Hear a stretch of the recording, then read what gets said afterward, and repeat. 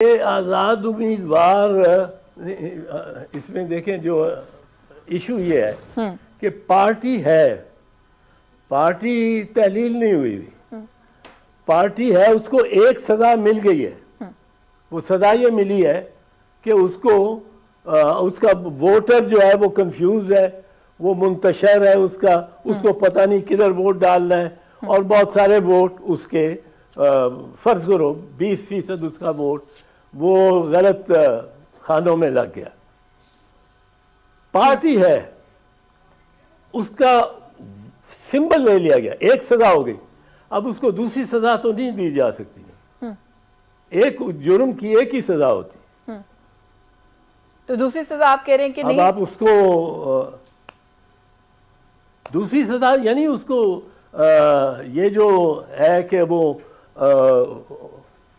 उसको कौमी असेंबली में पहुंच के भी वो उसको कुछ नहीं करना, उसको कोई इख्तियार नहीं, उसका कोई हिस्सा नहीं ख्वातीन की सीटों पे, उसका कोई हिस्सा नहीं अकलियतों की नहीं। लेकिन सर जो बात आप कर रहे हैं वो तो उस सूरत में है ना कि जब वो लोग कौमी असेंबली में पहुंच जाएं और तब भी पाकिस्तान तहरीक इंसाफ के साथ ही रहे, उन्हीं के हामी रहे। मैं तो ऑन द कॉन्ट्ररी सवाल कर रही हूँ कि जब ये लोग नशिस्तें जीत जाएंगे उसके बाद आपको नहीं लगता कि इस मुल्क में बड़े पॉलिटिकल टैक्टिक्स हैं जो अप्लाई किए जाते हैं आज़ाद उम्मीदवारों को अपनी तरफ लेके आने के लिए? सदर ये जो अलीम खान साहब हैं IPP के सदर, उन्होंने कहा जी कि मुतअद्दिद जो आज़ाद हैसियत में लड़ने वाले PTI के लोग हैं वो मेरे साथ राब्ते में हैं। बल्कि बिलावल साहब के हवाले से भी कहा गया कि उन्होंने कहा जी कि मैं आज़ाद लोगों को मिलाकर गवर्नमेंट बनाने में कोई खराबी नहीं समझता। तो ये एक राय सामने आई कि बिलावल साहब की भी निगाहें जो हैं वो आज़ाद उम्मीदवारों की तरफ हैं। नहीं, आज़ाद उम्मीदवार भी होंगे उसमें, जो असेंबली में बिल आखिर आज़ाद उम्मीदवार भी आते हैं, पर देखना यह है कि क्या इनको मंसूब किया जाएगा किसी सियासी जमात के साथ या किसी वो कि ये आज़ाद होंगे। मैं समझता हूँ कि एक सज़ा, एक जुर्म की एक सज़ा हो सकती है, दो तीन सज़ाएं नहीं हो सकती कि फिर उसको एक और मरहले में जाके वो सज़ा हो जाए कि आपको ख्वातीन और अक़लियतों की सीटें नहीं मिल सकती। वहाँ जाके ये उसमें जो भी इस पार्टी के होंगे वो अपना एक पार्टी हेड भी इलेक्ट कर लेंगे, हाँ। और उसके थ्रू फिर वो बाकी कारोबार करेंगे। यानी कि आपको इलेक्शन के बाद पाकिस्तान तहरीक इंसाफ के मामला जो है वो बेहतर होते हुए नजर आ रहे हैं। मुझे एक ब्रेक लेनी है, ब्रेक से वापस आगे कुछ इस इशू पर भी बात करूंगी। At the same time Bilawal Bhutto साहब की लाहौर में पंजाब की पॉलिटिक्स में एंट्री और जो रद्द अमल आ रहा है पाकिस्तान मुस्लिम लीग नून की तरफ से, उस पर बात करेंगे। इस ब्रेक के बाद व्यूअर्स हमारे साथ रहिए।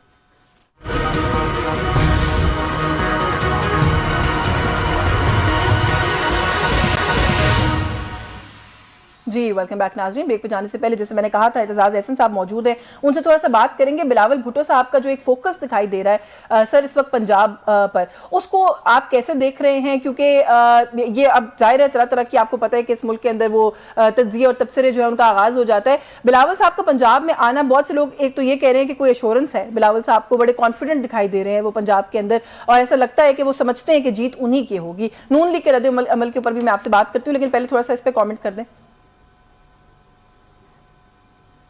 बिलावल का पंजाब आना बड़ा एक खुशगवार मरहला है उनके करियर में भी, और मैं तो 8-9 साल से अपनी पार्टी को मैं कहता रहा हूँ तकरीबन हर मीटिंग में कि आप पंजाब में आएँ, पंजाब में रहें, 15 दिन आप पंजाब में रहें, 15 दिन आप दूसरे सूबों में रहें, आप मतलब अपना शानदार घर भी है यहाँ बिलावल हाउस, और कोई यू शुड बी विजिटिंग।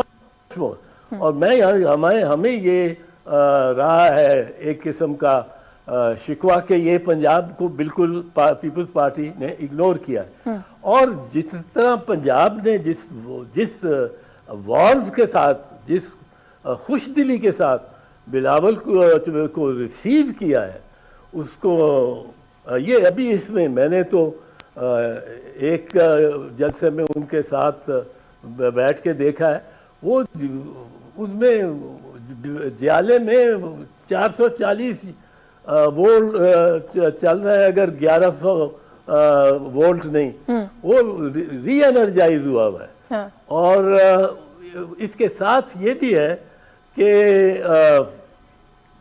जो डायरेक्ट इस वक्त फेस कर रहे हैं एक दूसरे को,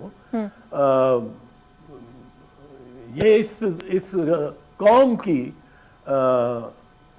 के साथ एक जबर और जुल्म है कि एक बड़ी पार्टी को बाहर निकाल के और आप इलेक्शन लड़ रहे हैं। ये हमें कोई पार्टी वालों को भी इसमें कोई खुशी नहीं है। और वो अलबत्ता वो जो लेवल प्लेइंग फील्ड मरियम और नवाज शरीफ मांगते थे कि नवाज शरीफ जो मफरूर मुजरिम लंदन में बैठा है, 4 साल मफरूरी काट के उसके यहाँ आके उसको एज प्राइम मिनिस्टर रिसीव किया जाता है, बायोमेट्रिक उसके एयरपोर्ट पे होते हैं।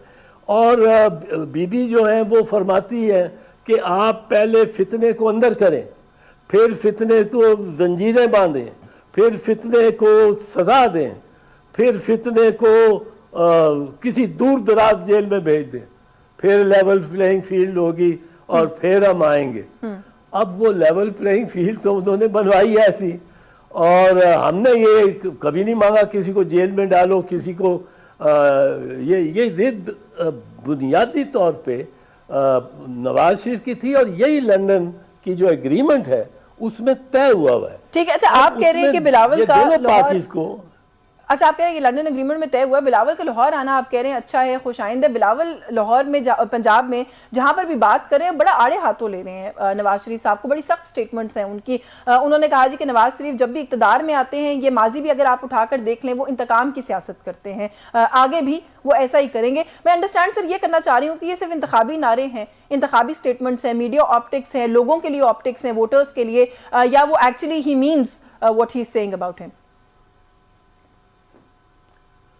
बिलावल ने जो बातें की हैं ये सारी नवाज शरीफ के बारे में और उनके पार्टी के बारे में, वो सब दुरुस्त है, 100% दुरुस्त है। ये मुंतकिम मजाज भी हैं, ये एक ऐसा सब पे चला है कुलाड़ा नैब का, किसी ना किसी अंदाज से सब पे चला है।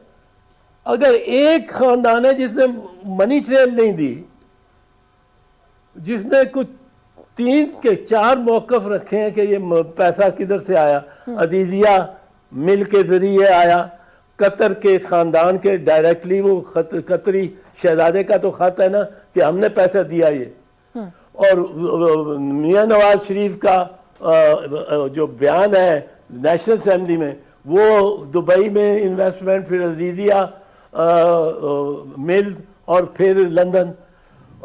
जो हुसैन नवाज का है वो है कि ये हमारी है, और असल में ये मरियम बीबी की, हमारी बहन की है।